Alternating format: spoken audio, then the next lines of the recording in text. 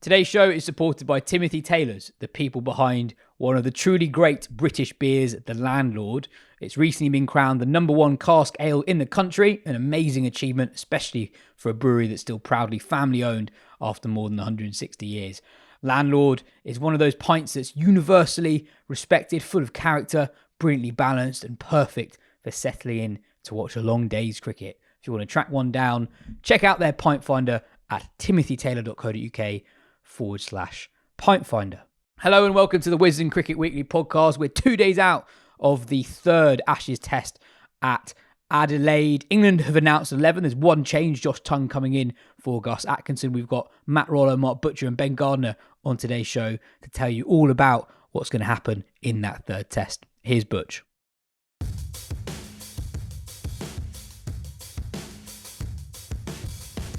Butch, every game this series has been billed as the biggest game of the Bazball era so far. This one really is 2-0 down.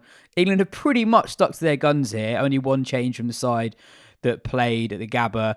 Josh Tongue coming in for Gus Atkinson. Will Jacks retained at number 8. And the top 7 retained as well when there was a lot of speculation around the makeup of that. What have you made of the England 11 that they've announced today? Interesting. I suppose when you look at the squad, they don't have a massive amount of options. I mean, the Pope Bethel chat will continue to rumble on until doomsday, probably. But Stokes has basically said, we've backed these guys over a long period of time, and we are going to continue to do so after some pretty hard and searching home truths that he has delivered to them. And some reflection from the likes of Brooke and co about the way they've gone about it so far, and so they've given them all, given them the opportunity to put things right and to play better, which is fairly reasonable request. And then of course Josh Tongue comes back into it at the expense of Gus Atkinson. Now, Gus probably didn't do himself any favours.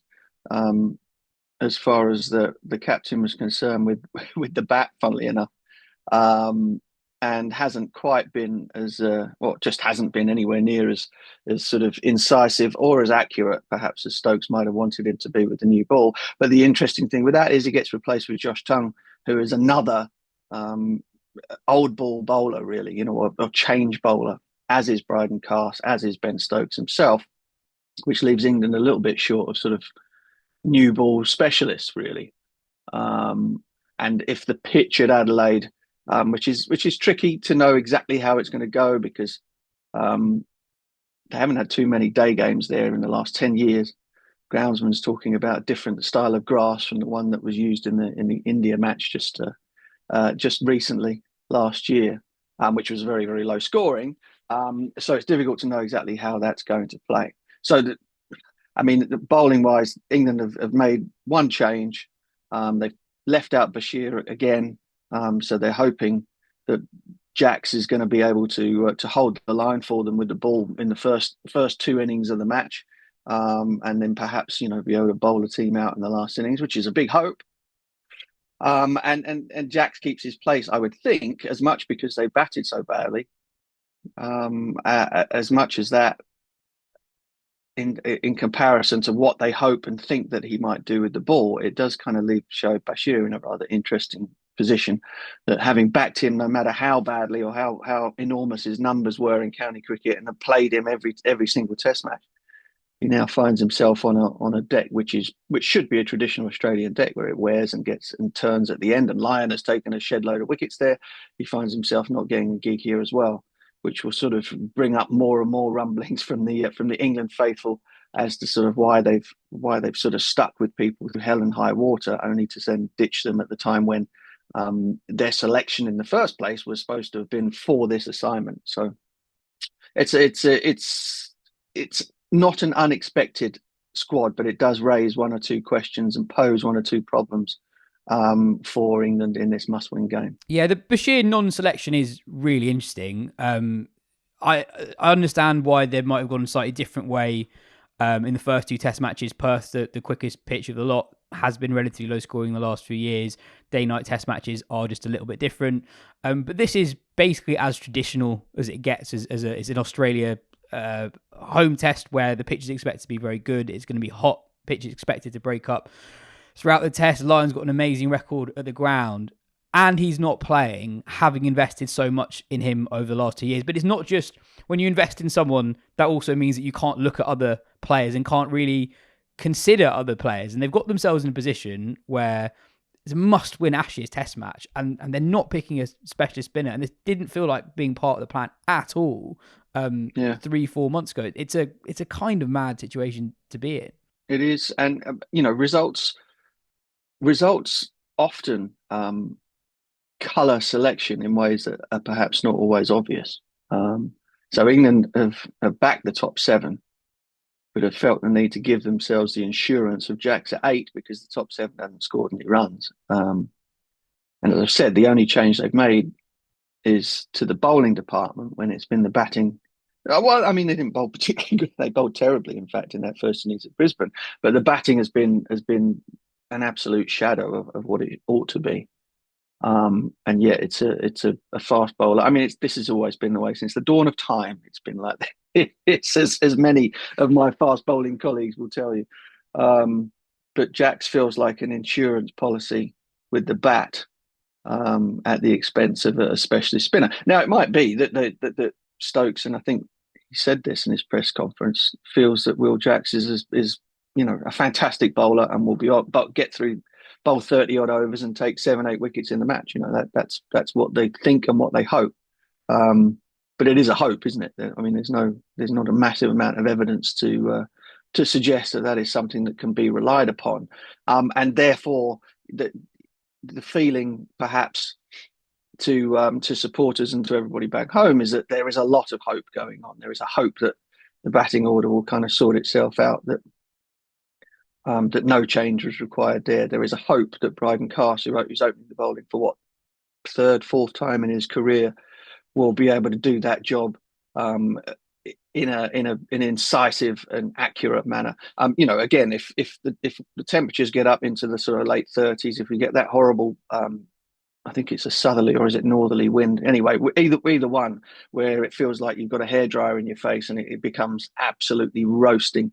Spinner's going to have to bowl a lot of overs, and therefore the guys who have the new ball in Archer and Carse, when that kookaburra has a little bit of life in it, are going to have to be absolutely spot on, not waste of delivery. You can't afford to sort of be profligate with that new rock under those conditions, because it will do absolutely sod all for you later on. Huge test for Will Jacks. He bowled best part of 10-11 overs in the second test match, but most of those overs were when Mitchell Starc was batting at the start of day 3. He only bowled 1 over on day 2. Australia looked to target him. He struggled with his line, went for 13. I know at the end of the game his figures were much better, but that was partly because Australia were not attacking him in the same way as the top order batters were doing. A lot of our listeners, Butch, are in the UK. We've seen some spikes in Australia at certain points over the last couple of weeks, but predominantly it's a UK audience. Most of them are having a go at me, I think, because being Australian, and apologies to all of those of you of our Australian listeners who don't fall into this category, but a lot of them mistook some of the things that I was saying about England falling down to a sort of a less than optimal Australia 11 as a dig at Australia. I'm not entirely sure how you came to that particular position, but it wasn't. Australia obviously played brilliantly, and have had some incredible performances out of a couple of players. But the fact of the matter remains that had all been well, that Australian team that England fell down to at Brisbane would have looked completely and utterly different. And the point was a dig at England, not at Australia. I just thought I'd clear that up for those who weren't entirely sure. No, fair enough. And it was very clear which team you were taking a dig at. Yes. So right. for our predominantly UK audience, give us reasons to hope, Butch, because England are 2-0 down. Cummins and Lyon are going to come back into the side. Mark Wood's out for the series. It's an incredibly inexperienced England bowling attack. So if you look at the specialist bowlers in the squad, Shoaib Bashir is actually the one who's played the most tests at 19. Next Right. is Jofra Archer on 17. And you're talking about the conditions they're likely to encounter. They're incredibly inexperienced. They wouldn't have played much long-form cricket in conditions as hot as that. What are the reasons to be optimistic? Okay, reasons to be cheerful. I think Stokes's leadership and his hitherto ability to sort of draw big performances out of his team and out of individual players is the one thing to kind of hang your hat on him. He was obviously very stung, gave quite a sort of reactive press conference at the back end of the Brisbane Test match. He has left his team, his players, his squad in absolutely no doubt as to his sort of feelings and his requirements from them, from a guts and blood and guts point of view as much as anything else. And I think they'll respond to that. And one thing that hasn't changed at all about this England team is that they have a lot of players who are capable of doing extraordinary things. They're still very highly skilled. They might not be very highly disciplined or have not been so far, but they still have players who are capable of performing at a level that is so far above what we've seen in the first two Test matches. And so those are your reasons to be cheerful. I mean, the reasons to be less so are that, Australia scenting blood have made their team better. I mean, I still can't believe that we managed to allow them to get away with leaving Len out in the previous one. I mean, that was such a gift that we were unable to take advantage of. So he comes back into the side. They got their captain back, and they will play as hard-nosed cricket as they always do, knowing that one more win and it's all over. But England will have to. Well, they'll be worth watching again. They always are. I mean, this is the thing. For better or for worse, it's always quite good fun watching England. And if some of those, if Harry Brook, who has birched himself over the last few days after the shots that he played in the previous Test or in both previous Test matches, gets the bit between his teeth and gets his head down, then anything is possible. Big runs are possible from him. Big runs are possible from any of that top 6 or 7. And some of them will have been better for, dare I say it, better for the time away from cricket. At Noosa, I still think that wasn't a good idea. It was probably announced very badly, but it was a good idea to get away. Some of those guys have not played Ashes cricket before, or not Ashes cricket in Australia before. And it can come as a little bit of a shock as just to how harsh and how intense that environment is. So they've had a bit of time to kind of go away and think about it, think about their own performances, get themselves ready mentally for the challenge coming. And hopefully that will prove to be incredibly useful in terms of turning things around. What have you made of Stokes's pronouncements, both in the immediate aftermath of the Gabba Test, but also when speaking to the press today? I suppose he hasn't been as candid as that about his side's potential weaknesses over his 3.5, nearly 4 years as captain. He said that they haven't been dealing with pressure well, not just in this series, but going back to the India series last summer as well. He didn't call any of his players weak, but he did say a couple of times that Australia is not a place for weak men, which is probably not what you say when you think everyone's really strong. So what you made of that, and then even today, speaking not quite as emotionally as he did after the Gabba, but still being quite firm in what he's looking for from his players. And you've seen, as you say, with Brook acknowledging that he's played 2 poor shots, the drive on the up at Perth, and then trying to hit that Stark half volley for 6. I mean, if it had been a half volley, he might have done it. He might have hit it for 6. I think it's absolutely right. But from the point of view of those who have been on this journey with the team for a long time, you'd hope it wasn't the first time. It's kind of one of those things where you think, well, it's a bit late to be starting that now. There have been lots of occasions over the last, however, 3 or 4 years where that you would think might be necessary. But this is the assignment that everyone has been looking toward, and therefore you almost got to that point where if home truths hadn't been laid out before, they've needed to be now. And some might say that's too late, but I think you're better late than never, aren't you? Um, and I think one thing with Ben is he understands people pretty well. And if he had thought that the reaction would be negative to saying something like that, he wouldn't have done it. I think what he's doing is trying to prize and poke and injure a few egos and stuff like that in terms of performance, and hope that the response to that is a proper, to use his words, well, to use one of the words he used, but it's a proper fuck you. We are strong and we will come back and play better than this, and I'll show you. And those are the carrot and the stick are two perfectly viable methods of getting performances out of your team. And Ben has decided it's time for the stick. Wobble Seam on the Wisden Discord asks a more general question: is England's selection method a little bit outdated now? It feels like the best sides in the world, Australia and South Africa, are both quite happy to tinker with lineups between tests and series. England seem quite flat-footed in comparison. I guess it's an interesting point about how small England's squad feels. It doesn't feel like they have a lot of options at the moment. No changes to the top seven. Two spare bowlers in the squad, Matt Potson and Matt Fisher now. You don't feel like England necessarily are that keen to play either of them at the moment. Shoaib Bashir, if he's not played the first three, when is he going to play? And Jacob Ethel, the only spare bat in the squad, is someone who's literally never scored a first class 100. Yeah, it does sort of bring you down to the bare bones, doesn't it? I wouldn't say they're outdated in terms of their selection. I think they're quite stubborn in terms of sticking to players that they feel are the best available or the best in the country. Which I don't really have a problem with. I don't have an issue with that. By and large, um, what I would say is that where other teams have perhaps been a bit more successful is kind of like recognizing the difference between, for example, I still hated that 5-man pace attack thing in Perth. That for me was as big a case for Will Jacks to play as any, because of the extra batting required. And I know I've said this before. And then the Brisbane Test match, you're kind of going, well, it's a similar sort of situation, although the pitch was better than perhaps people thought. But it's a similar sort of situation. But then you move into sort of more traditional Test match cricket.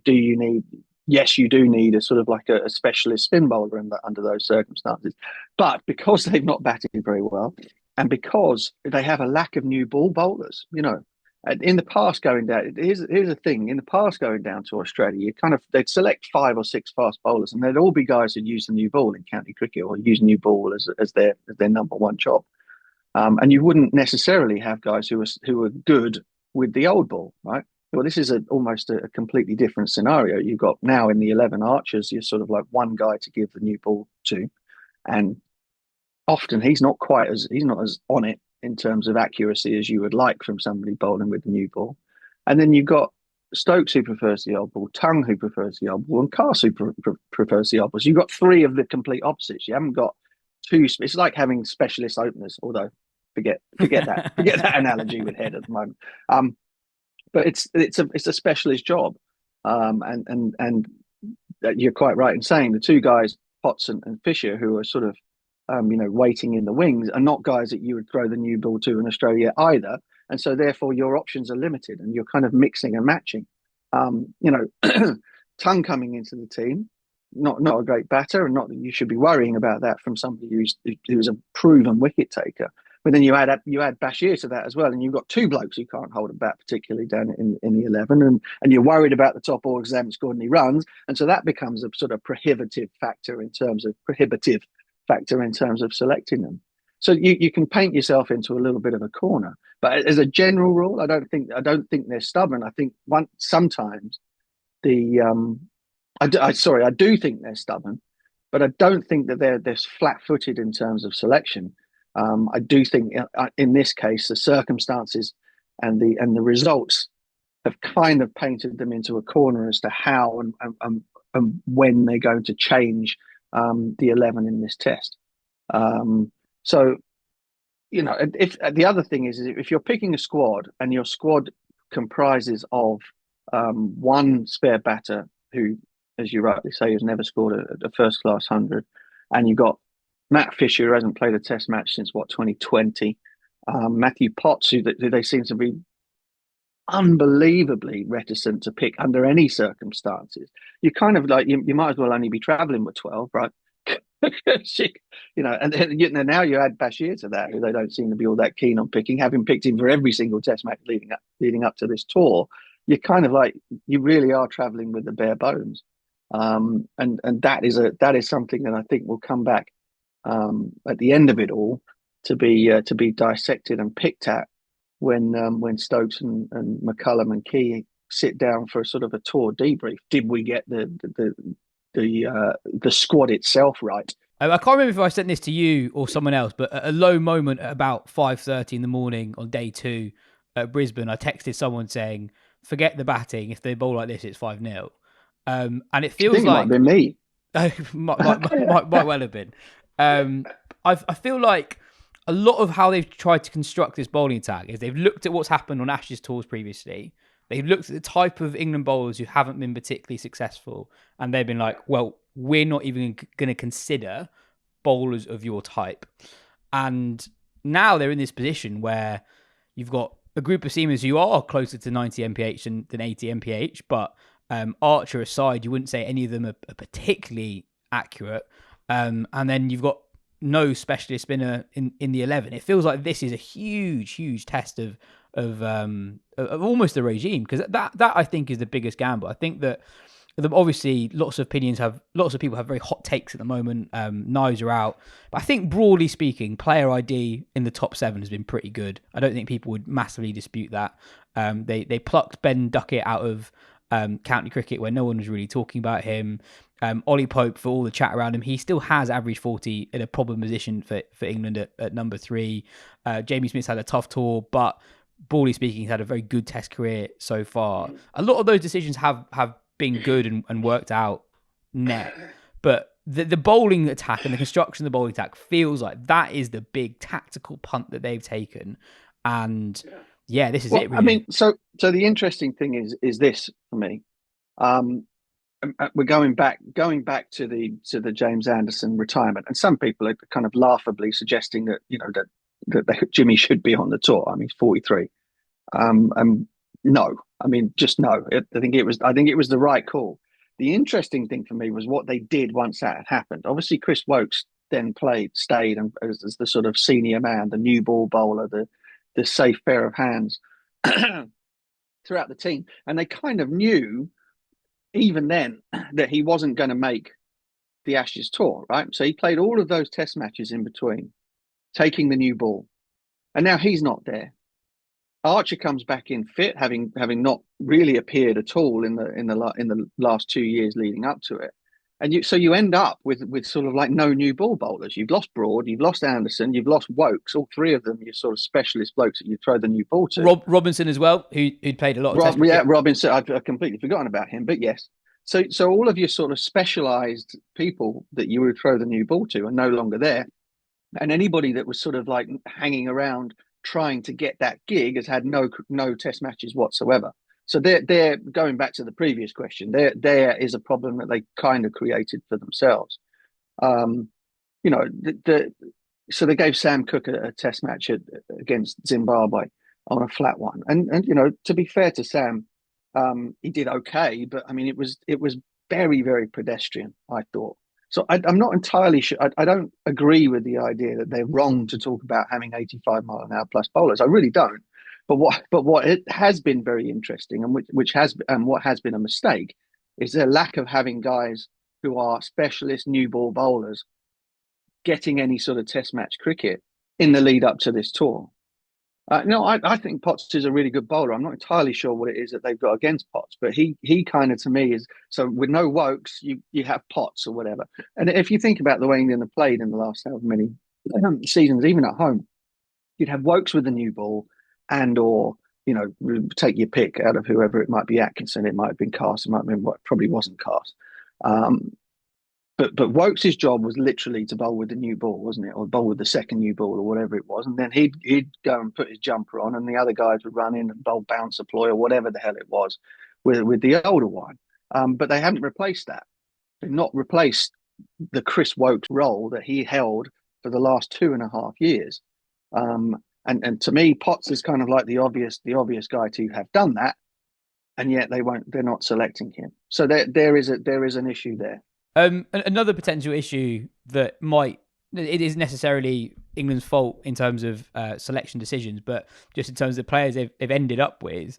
It's a point that Stuart Broad's made a couple of times, and something that Matt Roller talks about later on in the podcast, is they are just so inexperienced, and actually you lose a lot on the field from a Wokes character just in terms of coming up with plans and sort of helping each other out on the field. I guess just a question from your playing days: how much of that does happen when you're playing with Gough, Caddick, etc.? How much, I suppose, scheming is going on between the bowlers, helping each other out when the going is tough?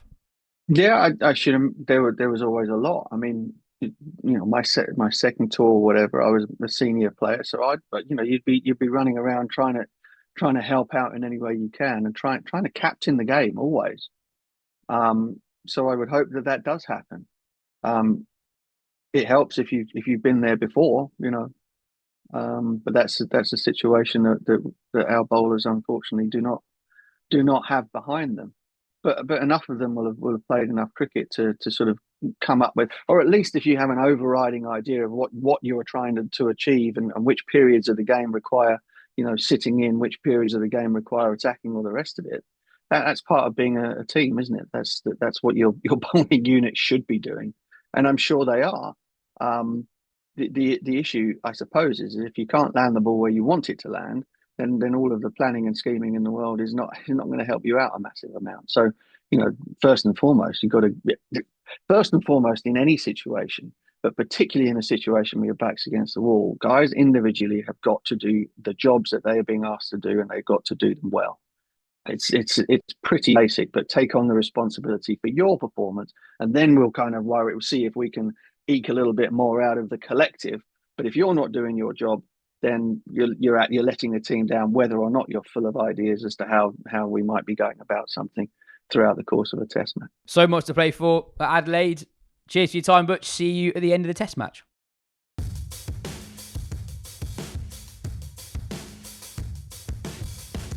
The search is on as Wisden's Photograph of the Year competition is open for entries. We're inviting photographers everywhere to share the moments that define cricket, its emotion, intensity, elegance and unpredictability.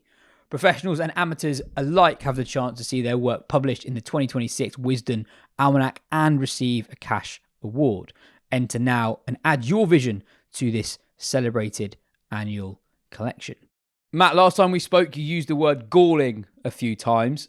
Since then, Ben Stokes delivered a set of press conference commitments where he said England hadn't been dealing with pressure very well. With that in mind, are you surprised that there is only one change to the 11, Josh Tongue coming in for Gus Atkinson? It's an interesting one. I think as soon as McCullum locked in the top 7, I think it became likely that there would only be one change. But it is definitely interesting in that, you have a situation where the captain before the last test said that Bashir remains the number 1 spinner in England's squad, and that Jacks was effectively a tactical pick for a pink ball game because he could offer them something at number 8. And you also have a seam attack that is obviously lacking experience, and has gone around the park over the first couple of tests. So it is interesting that there's only the one change. And it's notable that Australia will probably make minimum 2, possibly 3.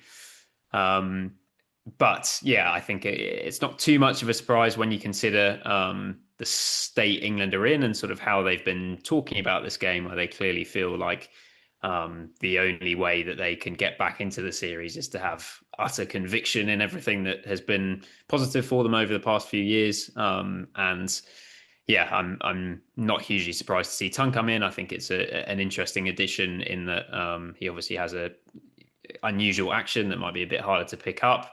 But yeah, it definitely leaves England with a side that on paper I'm struggling to see how is going to take 20 wickets or have any semblance of control through this test match. Yeah, just on the inexperience of that bowling attack, if you look at the whole England squad at the moment and you look at the specialist bowlers within it, Shoaib Bashir is actually the most experienced test cricketer out of the lot with 19 tests. Jofra Archer 17, Gus Atkinson 15, Cast 11, Tongue 6. And what can we expect from Josh Tongue? He's not played loads of test cricket. he's not necessarily the most accurate bowler in the world, but he can be devastating when he's on the money. Yeah, he's a wicket taker, I suppose, is the obvious thing to say. He takes a wicket every 44 balls in Test cricket so far. He's got 31 in 6 Tests.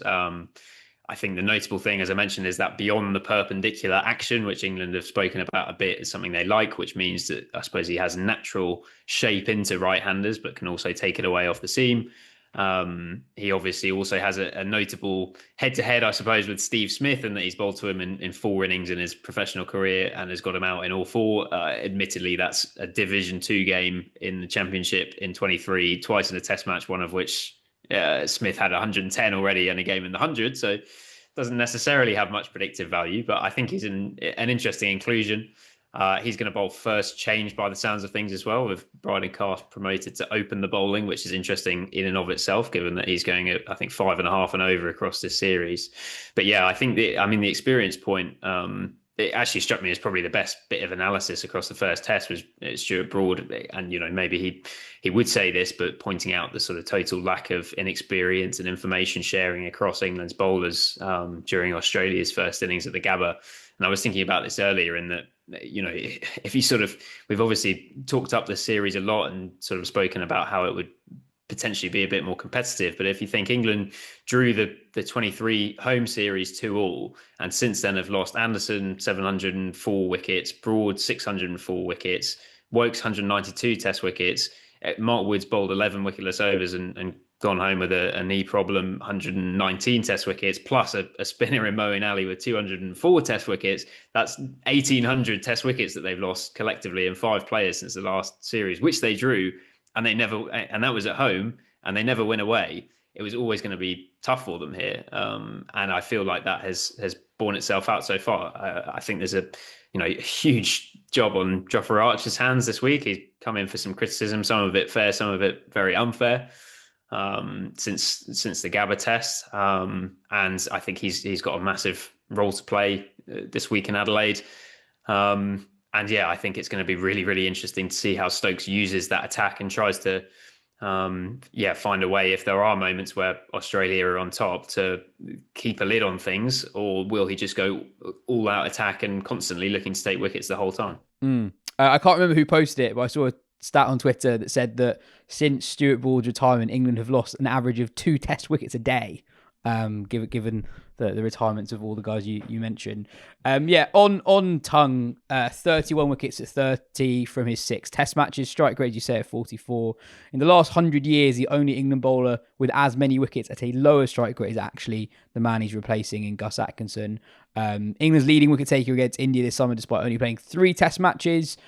7 wickets at 10 against the tail this year across those 3 games, and the one against Zimbabwe, which is actually the opposite of his first taste of Test cricket at 23, where he averaged 20 against top 7 batters, got Smith and Warner out in both innings at Lords. You mentioned Bryden Cast. He was extremely expensive at points in the second Test match at Brisbane. He's only ever opened the bowling in 3 Tests in his England career so far. And actually, if you restrict his records to just within the first 10 overs of a Test innings, he's got 3 wickets at 47. This wouldn't have been the plan. It certainly wouldn't. It's interesting to see him in that new ball role, given that it's not something he's done a lot. But I do think the fact that they tried him in the summer in that role is notable and a sort of relevant consideration. It didn't go great for him. He just did it in those first 2 Tests, I think, of the India series at Headingley and at Edgbaston. But yeah, I think it's interesting. Stokes is clearly very, very close with Cast, and I think Cast has sort of spoken about leaning on him during the time where he had his betting ban a couple of years ago. And I think it was also notable that he was publicly critical of Cast in a way that he rarely is of players after the Brisbane Test, and said that the period where Cast and Stokes bowled a pile of junk effectively to Australia's top order on the second day, first session, where they got off to an absolute flyer, was a key point in the game. But I think Stokes has basically got to a point in the series where he's relying on England's character and their ticker as much as anything else, and feels like Cast is someone that, he referenced the idea of weak men after the last Test, and I think he would consider Cast to be sort of the polar opposite of that. in that he's someone who keeps running in all day and will sort of never knows when he's beaten. And I feel like that's a huge part in his retention, really. I think Atkinson, his numbers haven't been great in this series. I think he's bowled okay. Probably not quite as badly as his record would show, with I think only 3 wickets to show for it. But yeah, I think Carter's selection is as much about the sort of the mongrel and the fight that he wants his players to show as it is about his skill levels as such. But yeah, I think that all the indications from Stokes' written briefing today was that he very much wants to capture the spirit of the Lord's Test against India and wants his players to be bang up for the fight. So I wouldn't be too surprised to see Cast get into another confrontation like he did with Marnus Labuschagne in the first Test at some point this week. Talk to us about Shoaib Bashir. He was England's #1 spinner for the best part of 2 years leading up to this series, in part due to his attributes being deemed useful for Australia. He's not been picked 3 tests on the bounce, and I thought it was quite interesting today that Stokes didn't just say it was because of Jax's extra batting. It was more than just that. What have England seen this tour that has made them change their mind on Bashir?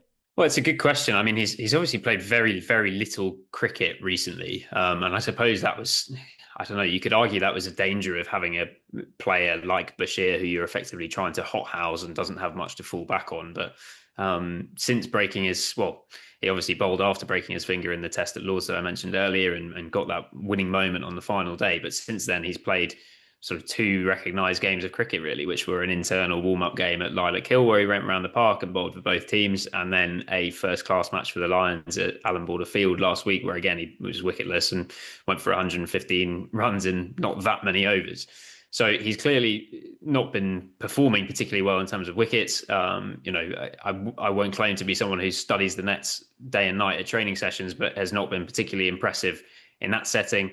And I think you're absolutely right to point out the fact that, Stokes was specifically asked whether it was Jax's extra batting that got him the nod. And he said, actually, it was a little bit of both, in that he was impressed with Jax's sort of temperament and character in the defeat at the Gabba, where he, did a holding spin all-rounder role perfectly solidly at number 8.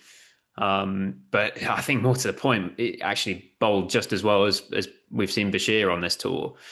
So yeah, it does feel like a crazy situation, really, if you think about the whole Bashir project, that there's every chance that he won't play in a live Test match in this series.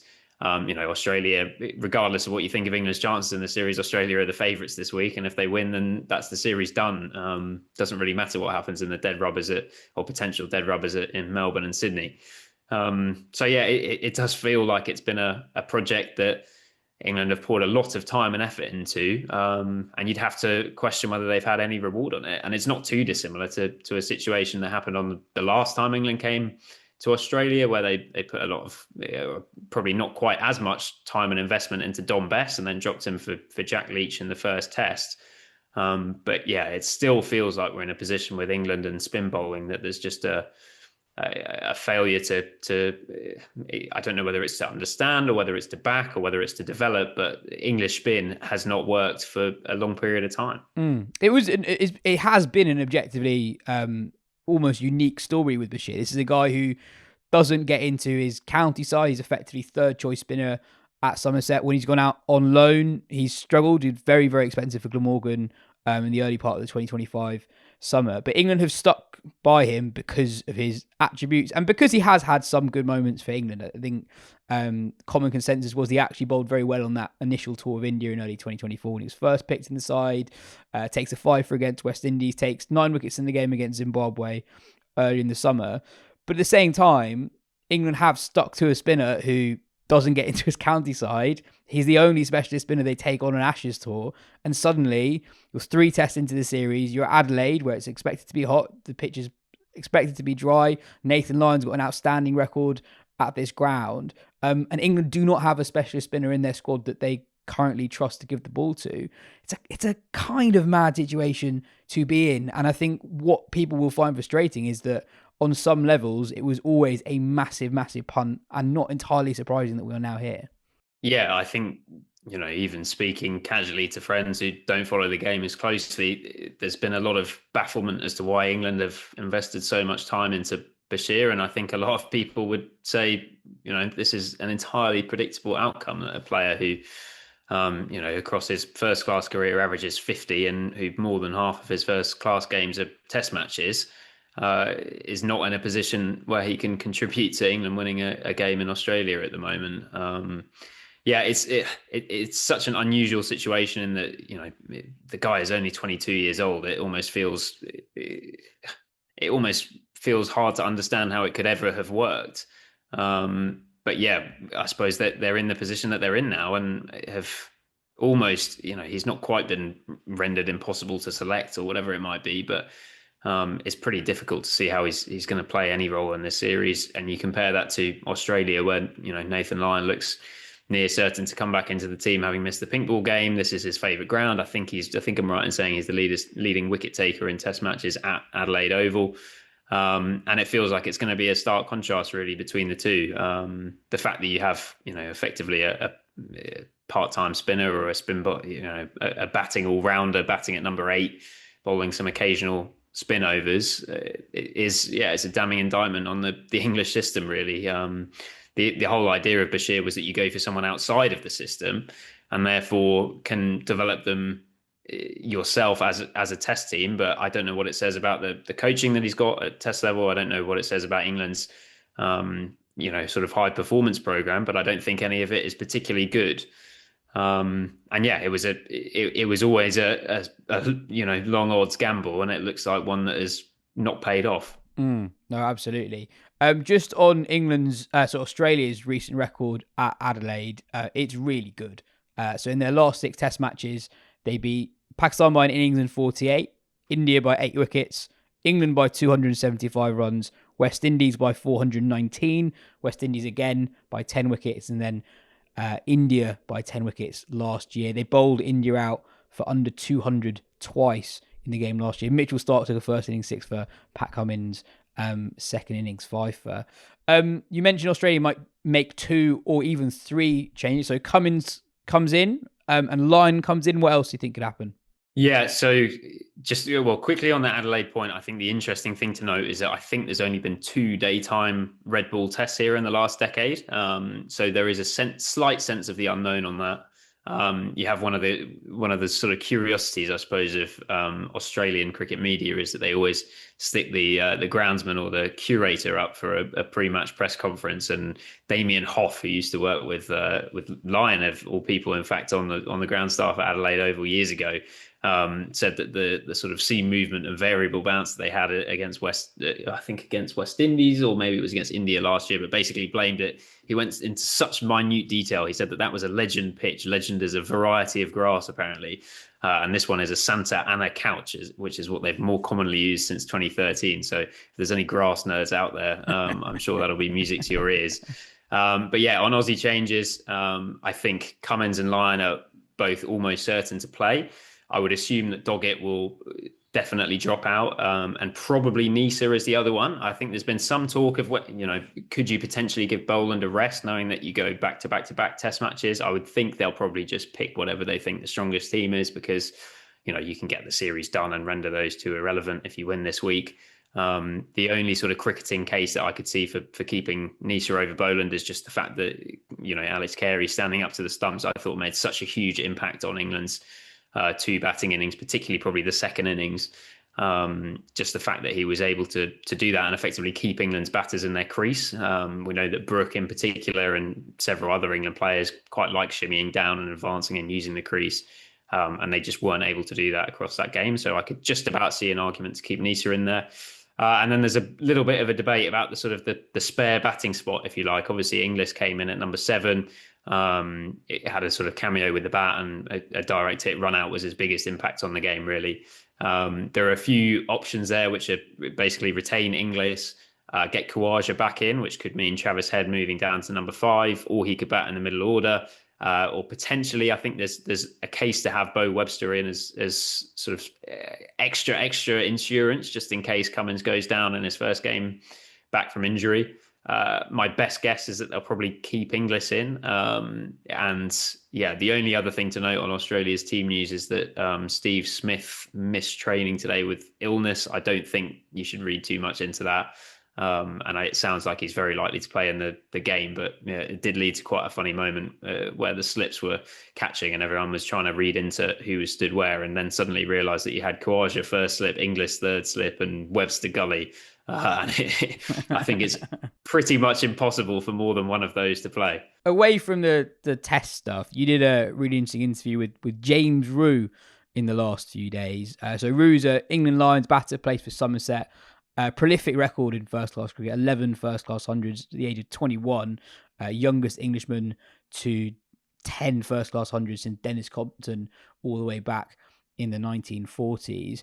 If there is a shake-up immediately after the series, is he someone who comes into the side? Because even on this Lions tour, you got hints of England's selection policy in that this is someone with a brilliant first-class record, yet he was left out of the England Lions side in the first game of the tour for his younger brother, Tom, who's 17 and hadn't played a game of first-class cricket. I know that Tom is also very, very talented. Yeah, I mean, the Roos are, I think, two players that are extremely highly rated within the England setup. And I think that we'll probably be talking about both of them for quite a long time in years to come. I think I definitely see him being likely to be part of a potential England batting lineup if this series goes south, or further south than it already has, I suppose. If it's a 5-0 whitewash and you have Crawley and Pope, let's say, both get dropped, and maybe I don't want to speculate too much at this stage, but I think it would be clear that there would be a couple of batting spots available. I think Rew would be a strong contender to come in. I think the interesting questions will be around the role that he would play. So he started off for Somerset when he was pretty young, coming in as a number 6 and keeping wicket. Moved up to number 4 last year, and I thought it was interesting. I think he brought it up himself before I even asked him when I spoke to him in Brisbane, sort of floating the idea that I don't see any reason why I couldn't bat in the top 3 in years to come, which is sort of notable in and of itself. Probably not necessarily with the keeping gloves, but if his younger brother comes into the Somerset team and bats lower middle order, then that could be an easy solution to that possible problem. But yeah, he is an interesting player, and he's obviously the same under-19s cohort as Jacob Bethel, but has a far stronger body of work in the Championship. And I suppose he also sort of goes against the grain of most young English players these days, in that he's someone who, by his own admission, likes to get himself set, likes to put a high price on his wicket. And pretty much because of Somerset's success in T20, has only played, I think, 6 or 7 professional T20 games at this stage, and has played way more first-class cricket than T20, which is an unusual way round. I thought it was important to put it to him because there was a story earlier in the tour mentioning his fitness as a potential reason why he had been left out of some of the early Lions fixtures. He said that wasn't how it had been explained to him, and that he'd been surprised when he saw that report. And he's obviously batted 4 and kept wicket in the Championship for a full season, so I don't think he's in terrible shape by any means. But it was interesting that has been reported, and it also sounds like England were sort of, I think he's in his 3rd winter now in a row with the Lions, and he's been under 19s before that. So there might be that sense of, we actually, despite the fact this guy is only 21, we have some sense of what he can do. So maybe have a look at other options, given they had a big squad over here. Yeah, I thought it was quite interesting that he was in the test squad as cover for the Zimbabwe test early in the year. And it was after that he made the move up to number 4 for Somerset. And for England Lions last winter, he actually opened for them in a game. I also find it quite interesting that he's got a first-class strike rate of 55. Yeah, he's basically a blocker these days. I think he's quite conscious of sort of chat around his strike rate is the sense I got, and his explanation was effectively that when he first came into the team and first had a 1,000-run season in, I think, 2023, I think he scored at 50, and said that since then he feels like the main difference hasn't necessarily been tempo, it's just that he's become a slightly better player, which means that you have slightly more scoring options, and there are slightly more balls that get bowled to you which you feel comfortable attacking. And I think that sounds like a perfectly plausible explanation. Cool. Well, let's leave it there for today, Matt. Cheers for your time. And yeah, fascinating to see how it all plays out in a couple of days' time.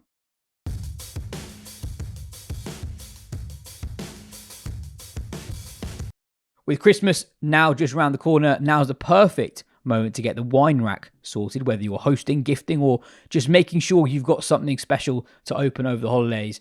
At Naked Wines, they're flipping the wine industry on its head and transforming the way people discover and enjoy great wine. Their model brings customers closer to world-class wines from independent winemakers, offering a fairer price for everyone. By cutting out the middleman, they give customers access to incredible wines at up to 33% less than typical retail prices you'd find on the high street, all while making sure their winemakers get paid what they deserve. So don't hang about. To guarantee your delivery before Christmas, you need to get your order in by December 18th. Right now, you can claim an £80 voucher through our link and pick up 12 brilliant top-rated wines for just £64.99, and that even includes delivery. Head to nakedwines.co.uk/Wisden. You'll find the link in the description. Ben, you're not wearing sunglasses this week. How's the eye? Yeah, it's almost completely better. There's still a little bit of red, so I still get a few questions here and there. But now people assume that I'm just not sleeping rather than I've been in a fight, which I guess is sort of true. So yeah. One of your many specialist topics, squad construction for overseas tours. It's been a bugbear of yours for years that England don't adequately prepare for all scenarios. We've already talked about the specifics of the 11 itself, but England are in a position now where it doesn't feel like they have that many options within the squad available to them at the moment. Bashir's not played a test match yet. Matt Potts and Matt Fisher, I think, are unlikely to play unless there's an injury. Gus Atkinson's been dropped, and Jacob Bethel, the spare batsman in the squad, not picked so far, despite a lot of speculation around his potential inclusion.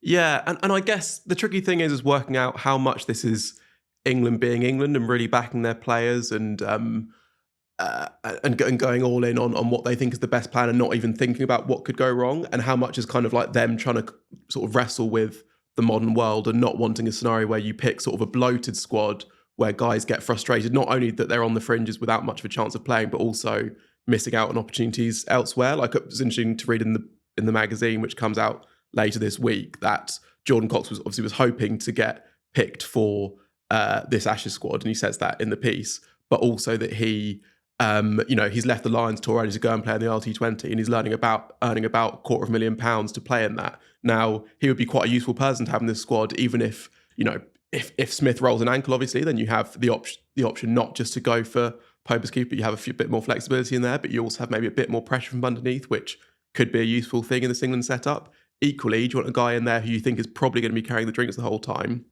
when that's what you're depriving him of? And that is a tricky thing, and that goes kind of all the way through with some of the, with some of the fast bowlers as well, I guess. So look, from a core point of view, I do wish that they thought to themselves, what if each player gets injured? What do we do in that situation? It might be they think, okay, Bethel comes in or Pope keeps and Bethel slots in anywhere else, and that's sort of fine. Equally, you've got to think, what if two people lose form? And they also haven't taken the option of keeping Lyons with them when, James Brewer has been pretty impressive. There's other guys who have sort of caught the eye. So, yeah, it is a bit frustrating. Equally, I don't think it would have changed the 11 that they would have picked for the next game. I think what they will have done is just looked Pope and Smith in the eye and thought, are you up for it? And it seems the conclusion they've come to is yes, which I guess is an encouraging thing if you're an England fan. Matt asks, which England seaman will collapse from heat exhaustion first as Australia rack up 1,000 while England don't have a frontline spinner? Yeah, really good question. Jax could have to get through a lot of overs, couldn't he? But then I thought, in those weirdly short bursts that he had in the second test, I thought he kind of bowled all right. We'll see how that goes. He wasn't used at all. Well, other than one over when the Australian top 7 were in, and then he bowls quite a lot to Stark. And that's very different. And in that one over, it looked like Australia were trying to target him. Yes, yeah, and that's true. And it also made you think, like, what is the scenario that England were picking him for? Because they've picked him and then batted first and then not bowled him. Is he there just for batting depth and then maybe to spin a team out in the fourth innings? I guess possibly, but that seems like quite an un-England way to pick. But yeah, I guess we're getting away from the point. But also, I think I quite like. It's interesting that the team that they've dropped basically is that it's Atkinson over Carse, because in some ways I thought Carse was actually the most sort of wild and all over the place of England's bowlers in that second test a bit. In other ways, he's the guy that ends up with the best figures, and also that's part of the package with Carse, isn't it? Is that he might sort of get you a few breakthroughs while also being all over the place. It's also a bit of the package you get with Tongue, the guy that they've brought in. So they've got an attack that is either that might take lots of wickets and might concede a lot of runs doing it. And also with Atkinson, I think he's got, in some ways, a slightly bum rap for how he's gone. I just remember on that first evening, I think it's got a bit lost with how, obviously Stokes takes the 5 for Cast, bowls that magic couple of balls. But that opening spell, he was, as good as Archer. They just didn't miss a spot that whole time to keep Australia quiet when, it was Smith and Labuschagne, Australia's two greats, and he didn't have an answer to them. And he did bowl really well at that point. I think that doesn't mean that he hasn't not bowled great since then. But I think the suggestion that he's kind of been found out and that he is that style of seamer that, England used to pick and don't pick anymore, that can't go in Australia, I think needs a bit of pushing back against. But mostly I'm just glad to see Tongue in. I think it's unlikely to be an 100 over or 150 over innings because I think this England attack will take wickets. I just think it could be one that goes at 5s or 6s while they do it. Yeah, it's quite interesting on Atkinson. I think you're right. I think he's actually bowled pretty well with the brand new ball, but the issue has been a lack of threat after that. I think his first spells have uniformly been pretty good actually. In the first innings at Brisbane, he actually was probably better than Archer first up.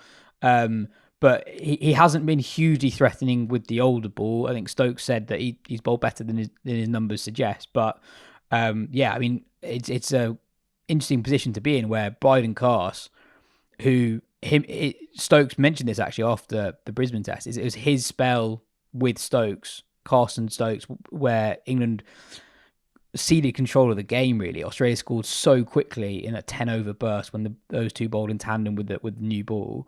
Now Cast, someone who hasn't used the new ball loads, is going to be tasked with that in a must-win test. So that'll be interesting. I asked Butch this, and he just about managed to scramble something together. Reasons for optimism for England? It is tough, especially with Cummins and Lyon coming back. I guess this is going to be the way with this England team, that when they lose games, it's going to be especially frustrating because it's going to feel self-inflicted. But that does also mean that if they can stop self-inflicting some wounds, that those reasons for optimism that were there at the start of the series are still kind of there, that like a batting lineup at its best can hurt Australia, especially Root and Brook, I guess. Those are two, Brook says he's going to stop playing silly shots, and if we choose to believe him, then that's going to make him even scarier than he already is, which is a pretty handy test batter even now. And then batting wise, look, they've got on top of England at times, but I think that like it isn't quite the all-imposing Australian batting lineup in the past. When you think about the guys who, Steve Smith has not been quite at his absolute best in this series. He's just been very, very good. That rock-solid opening partnership, okay, Weatherald gets a nice 70, but there's still that hope that there might be a couple of inroads in there. Like, I still get the feeling that if England click and can kind of pull it all together for a whole game, there is a side in there that can challenge Australia, which hasn't been true for quite a long time. But it is just the fact that like England clicking is a tough thing like to do for a whole game, and that Australia also have good players, and England do tend to shoot themselves in the foot a bit. But I do think that we're going to get games that England are in again. It just might be that they might not win those games, but fingers crossed, I guess. Other bits of cricket news this week. Harry Brook is in line for an almost £500,000 a year deal to play for Sunrisers Leeds in the 100. This is from Matt's piece on ESPN Cricinfo. Brook's new deal means that the top wages in the 100 have nearly quadrupled for men's players over the space of 2 years. The highest salary band in 2024 was 125 grand. In 2025, 200 grand. I worked it out. So Brook scored 227 runs last season. Decent competition, having played the full 9 games. Basically works out as 2 grand per run if he reproduces his form in 2026. The more serious point is that due to the nature of these contracts, it basically means that England have ceded control of their players during the 100 in previous years. They've been able to pull players out. That's not going to happen when they're being paid those sort of sums of money. I think other players are rumoured to be in line for similar sort of deals. Phil Salt at the Originals and Jofra Archer also in line for a similar sort of pay packet. And over in New Zealand beat West Indies by 9 wickets at Wellington. Jacob Duffy took 5 for 38 in the second innings on his way to the Player of the Match award. The keeper bat, Mitch Hay, top scored for the Black Caps on debut. He's one to keep an eye on. And finally, on today's show, anyone visiting Melbourne in the near future, there is a very special exhibition that cricket fans of any variety will undoubtedly love. Something a little bit different for the next part of the show. I'm joined by Jed Smith from the Melbourne Cricket Club. So they're launching a Shane Warne exhibition at the MCG across December and the Boxing Day Test. Jed, thanks for joining the show. Tell us about the exhibition and what can visitors expect? Yeah, thank you. Thanks for having us. It's the first time that Shane Warne's collection of cricket mementos, memorabilia, objects have been displayed. We're really proud to have them here. We've acquired them. They're something that we now have in our permanent collections here in the museum. And so we're showcasing the very best 40 or 50 items from that very large collection. You can imagine he broke so many records, achieved so many milestones, so many important moments. And he was actually a bit of a hoarder. And every time he came back off tour or back from a game, he put things in a little plastic bag and put a little note on them saying what they were, put them carefully in boxes. And when we went to his place, there were just rows and rows of enormous tubs full of great stuff. So we managed to cherry pick the very best, and that's what we're going to be displaying at the MCG from December through to August next year.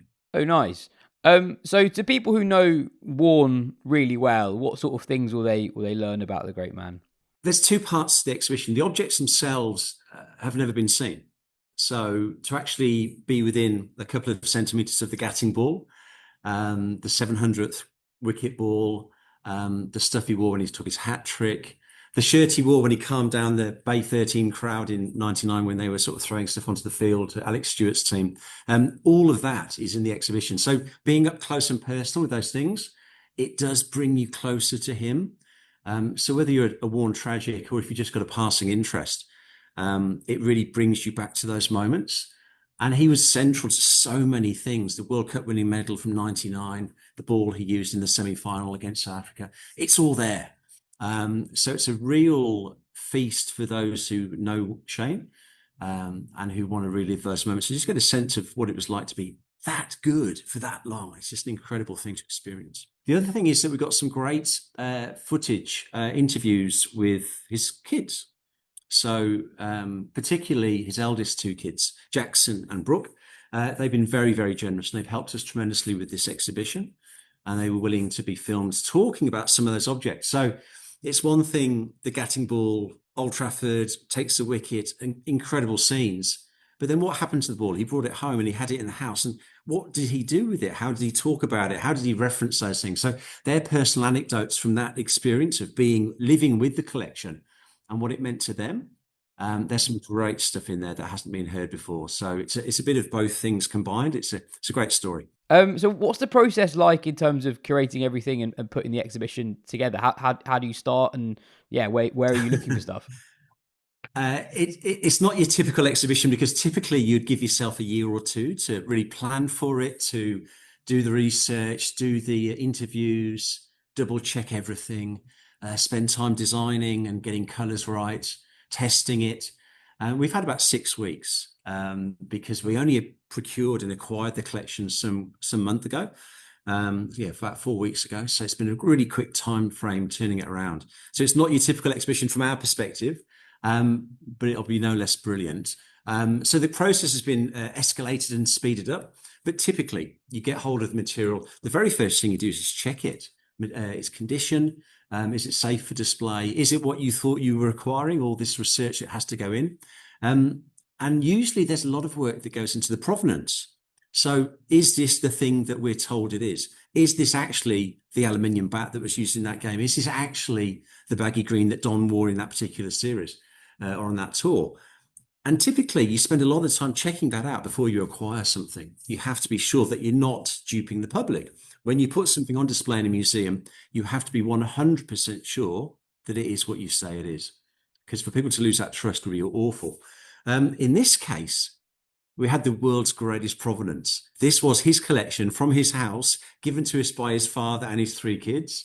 And they were able to tell us tales. And also, as I said, he wrote on bags within which everything was held. And he actually wrote on some of the things as well. What the 5 for 125 on this date, this game in Candy, this game in Old Trafford. So the provenance was immaculate. We had no hesitation, no doubt, no need to do that research, which did save us a lot of time. So he almost kind of curated it for us without even realizing it, which was wonderful of him. And how does this one differ from other exhibitions that you've done? What's special about this one? I think the fact that WARNE is so well known and so well loved, he wouldn't be your immediate obvious choice for an exhibition. Usually we're trying to deeply dig into the corners, uncover the unknown, remind people of things that have been long forgotten. So usually our challenge is getting you excited about something you probably don't know about, or getting you intrigued, a bit of a teaser. In this case, who doesn't know WARNE? Any member of the Australian society at large, without not even cricket fans, everybody knows WARNE around the world. So the challenge this time wasn't so much pique interest. It was really, how do you do something different, something new? And the answer is, this stuff has never been seen before. The stories are well known, but seeing the hat he wore, seeing the bat with which he hit his 99, being that close to it, the helmet he was wearing for that innings, all of that is what makes it special. So really the challenge this time was just getting it out there and getting the message out, and people are flocking to the story, which is fantastic. No, that sounds awesome. So finally, if people are listening to this and they're going to be in Melbourne in the next few months, where do they need to go? How do they visit? Yeah, absolutely. So the exhibition is inside the Australian Sports Museum. The Australian Sports Museum is at the MCG, Melbourne Cricket Ground. If you go online, you can buy a ticket to the ASM. And then because of demand, we're giving timed tickets for the exhibition, the WARNE exhibition. So for no extra cost, just lock in the time you want to visit while you're at the ASM. And while you're here, you can also do a tour of the MCG. There's the MCC Museum, the Club Museum. There's shops, there's cafes, there's restaurants. There's so much to do and see while you're here. The statues in Yarra Park, so much more. But yeah, a timed ticketed slot for the WARNE exhibition within your ASM ticket, and you'll be able to see all of those treasures up close for the very first time and relive some of those amazing moments as well. Well, that all sounds brilliant. Jed, thank you so much for your time. That's an absolute pleasure. Thank you. That's it for today's show. Cheers for listening. If you've enjoyed the show, why not subscribe on YouTube or leave us a nice comment or review on the podcast app of your choice.